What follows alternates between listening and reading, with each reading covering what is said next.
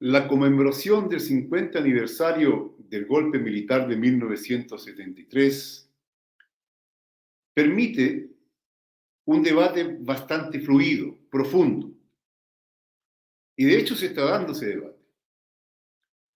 Sin embargo, el debate se está dando en marcos bastante parciales, ya que parte desde un supuesto, a mi entender, absolutamente falso. Del supuesto que lo principal era preservar una democracia que la verdad las cosas, que para una parte importante del pueblo de Chile, de los pueblos de Chile, fundamentalmente para sus organizaciones de trabajadores, estudiantes e intelectuales, era inexistente y que debiera ser superada. Claramente, el golpe de Estado no estuvo dirigido solamente en el derrocamiento del gobierno del presidente Salvador Allende, del gobierno de la Unión Popular. Estuvo dirigido a truncar el avance de un pueblo, de una sociedad que exigía ser superada. La búsqueda de una nueva democracia y, como decía el compañero Allende, de la segunda independencia nacional. Búsqueda que era procurada desde adentro de la institucionalidad y desde afuera de la institucionalidad. Nosotros debemos tener presente que es falso, de falsedad absoluta, que Chile hubiese sido realmente un ejemplo de democracia en América Latina. La historia de Chile está llena de golpes de Estado, de dictaduras feroces, como la de González Videla, represiones al movimiento obrero y popular feroces, que tuvieron más de 30.000, ojo, más de 30.000 asesinados a manos de las Fuerzas Armadas y Policiales de Chile. Antes del golpe, estamos hablando. Sin contar los 60.000 o más de 60.000 miembros del pueblo nación mapuche que fueron asesinados al momento de ser usurpadas sus tierras en el proceso de la llamada pacificación de la Araucanía. También está claro que antes que fuera electo presidente Salvador Allende, ya estaba en marcha los planes para impedir que fuera electo. Más aún, en la elección pasada de 1964, en que fuera electo Frei Montalva, la Agencia de Inteligencia de Estados Unidos, CIA, colocó dineros, importante suma, se habla más de las 3/4 partes, según los documentos desclasificados, ¿ya?, para impedir que en la elección de 1964 fuera electo Salvador Allende. Dineros directamente a medios de prensa, a organizaciones sociales. Chile, por todos lados, hablaba de cambio social. Claro, tal es así que un gobierno con un presidente y con un partido que era pro-norteamericano, inclusive financiado por los norteamericanos como fue la Democracia Cristiana con el gobierno de Frei Montalva, tuvo que usar para tener cierta credibilidad en las amplias mayorías del pueblo de Chile la consigna de revolución en libertad. E incluso la consigna que ellos estaban por un socialismo comunitario. Sí, tal cual. Lo que estaba en debate de los años 60 y 70 en Chile, hasta el 73, era la superación de esta democracia que siempre fue una democracia mezquina, sirviente para unos pocos. Eso se daba desde adentro del gobierno de la Unidad Popular del compañero Allende, como desde afuera. El debate era cómo se avanzaba en esa superación. No si era necesario avanzar o no. Es una cuestión que no está colocada hoy día en discusión. Tampoco está en discusión, porque nadie lo discute, nadie lo pone, con excepción de nosotros desde el Partido Comunista Chileno Acción Proletaria, lo que fue golpeado en 1973. Fue golpeado un proyecto patriótico popular, una lucha por la superación social, un gobierno profundamente antiimperialista. Pareciera ser que nadie recuerda que el gobierno del compañero Salvador Allende, ese era un gobierno antiimperialista y que la mayoría del pueblo chileno, incluso sectores de la democracia cristiana, así se reclamaban. Tal es así que de la democracia cristiana se desgajó un sector que formó el MAPU, se desgajó otro sector que formó la izquierda cristiana. Mayoritariamente entonces había un proceso de superación de la sociedad capitalista y la dependencia de Estados Unidos, buscando un camino propio. Incluso la consigna era por el socialismo. Aquí se nacionalizó el cobre, gran parte de la banca, así como una cantidad de empresas transnacionales o imperialistas como la ITT. Aquí se creó un área de la producción estatal y un área, por lo tanto, pública. También nadie dice en este momento, porque pareciera ser que solamente hay que hablar de aspectos relativos a los derechos humanos, los cuales, por cierto, son muy relevantes. Muy relevantes y no pueden estar al margen de la discusión, porque lo que vino con la dictadura militar de Pinochet fue una cosa horrorosa. Horrorosa. Se asesinó a sangre fría. Se bombardeó la moneda para que el pueblo, la gente, la mayoría, tuviera un miedo feroz. Los cadáveres que estaban en el Mapocho o que fueron abandonados en las calles era para engendrar miedo. Y eso hay que colocarlo en toda su relevancia, en toda su importancia. Pero no puede quedar al margen de esto la lucha por la superación social de Chile. Eso es muy importante y que hoy día está ausente. Está ausente.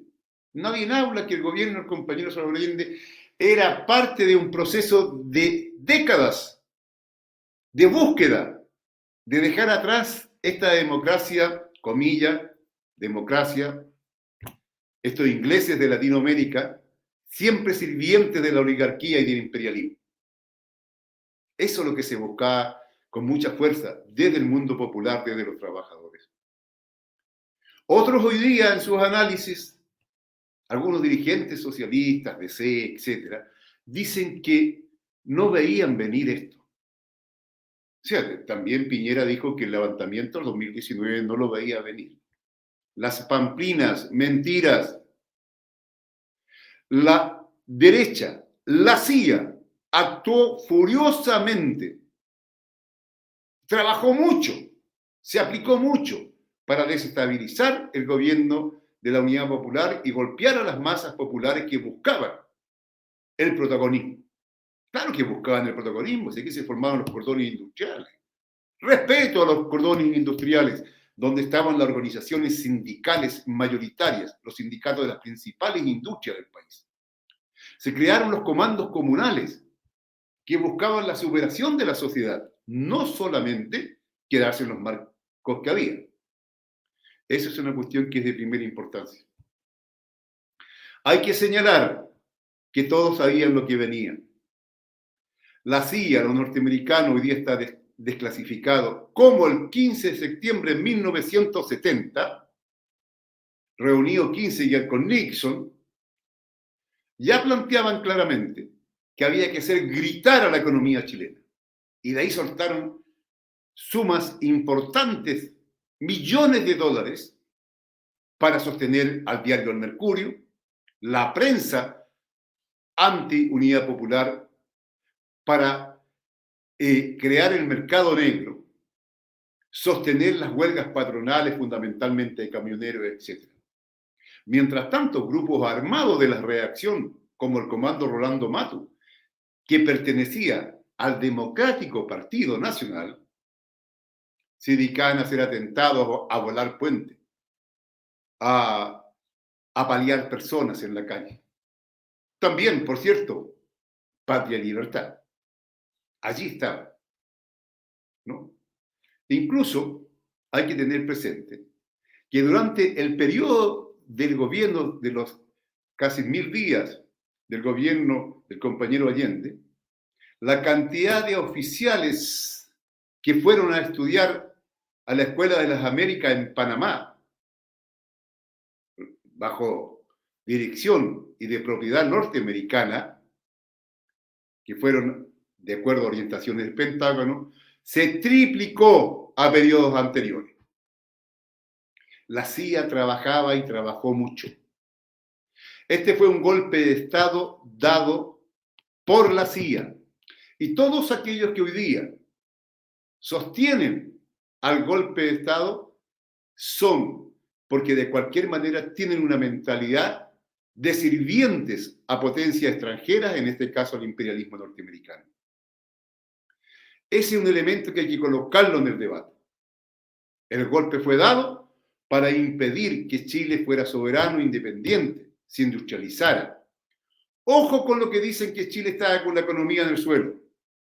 Otra mentira. Hoy día, la cesantía en Chile alcanza prácticamente 2 dígitos. Y al finalizar el gobierno del compañero Allende solamente era de un 4%. El Producto Bruto Nacional interno alcanzaba niveles de un 8 y tanto por ciento, un 8,6. Hoy día, a veces fluctuamos en un 2, a veces menos que eso, y ahí vamos. Incluso es posible que lleguemos a 0.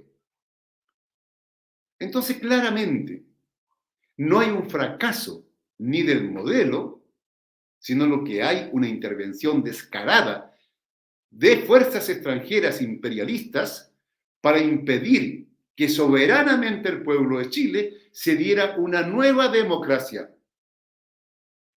para impedir que el pueblo de Chile, usando incluso la propia institucionalidad existente y superándola cuando fuera necesario, de acuerdo a su decisión soberana y a sus intereses, pasara a un nuevo ordenamiento.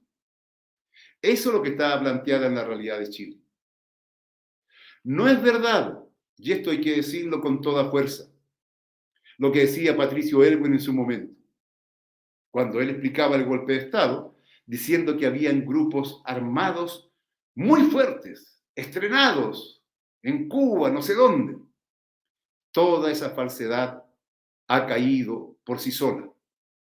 Pero además, esa falsedad quedó al descubierto antes del golpe, cuando en forma unánime el Parlamento, perdón, no unánime, solamente un voto en contra, se aprobó la ley de control de armas, ¿cierto? El voto en contra fue del senador de un pequeño partido que se llamaba Unión Socialista Popular, USOPO, Raúl Silva Ulloa, quien se opuso, con el argumento que entregarle a las Fuerzas Armadas el testear, el requisar las armas que habían dentro de campamentos o sindicatos, era justamente crear las condiciones para que luego viniera el golpe. Y así fue. Fue el único de todos, de todos. Piensen, vean quiénes eran diputados, quiénes eran senadores de aquella época, de todos los colores, incluso los que eran miembros de la Unión Popular. Solamente un socialista honesto fue Raúl Silva Ulloa quien se opuso a eso.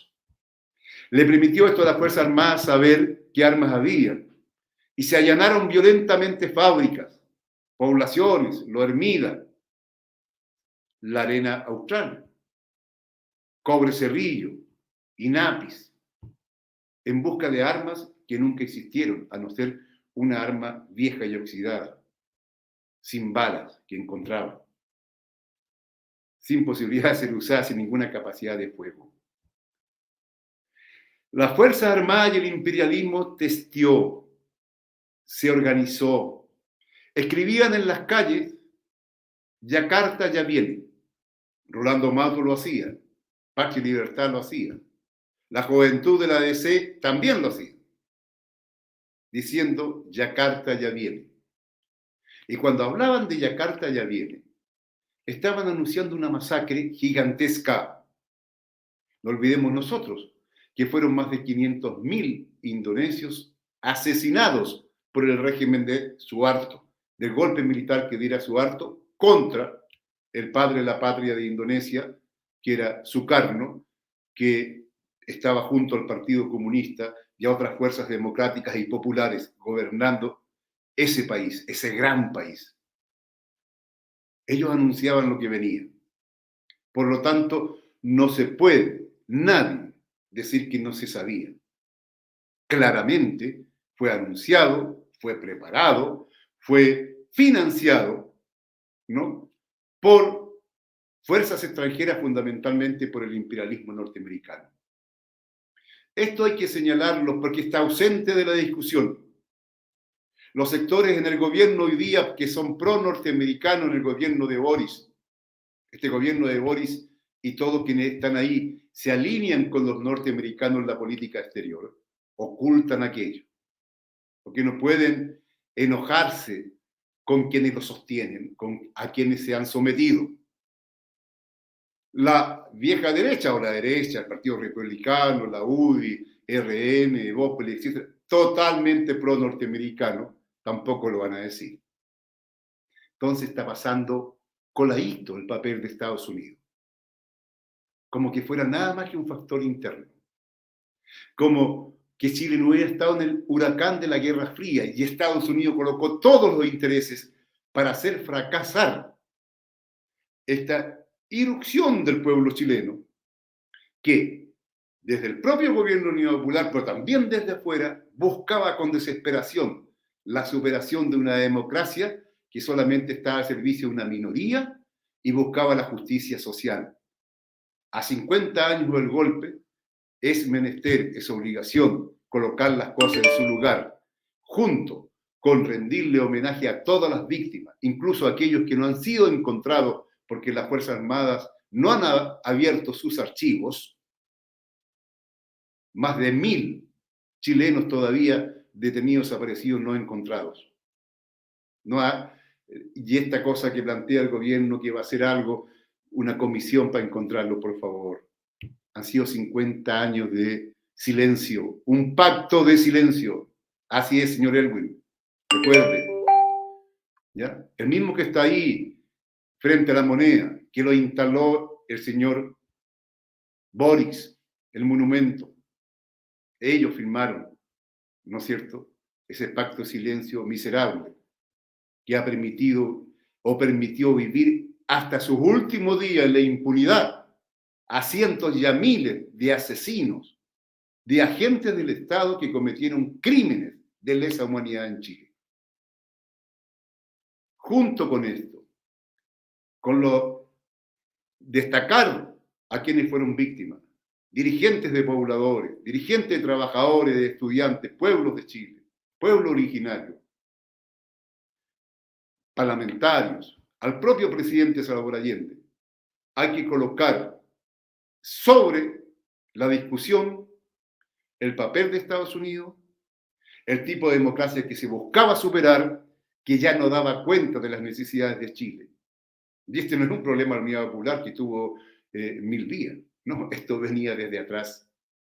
O que ustedes, demócratas y cristianos, se olvidan que para enmascarar su programa llegaron a hablar de revolución y libertad, porque el pueblo de Chile sí pedía cambio, pedía revolución. A 50 años, eso no se puede olvidar, sino que es un camino que se debe retomar.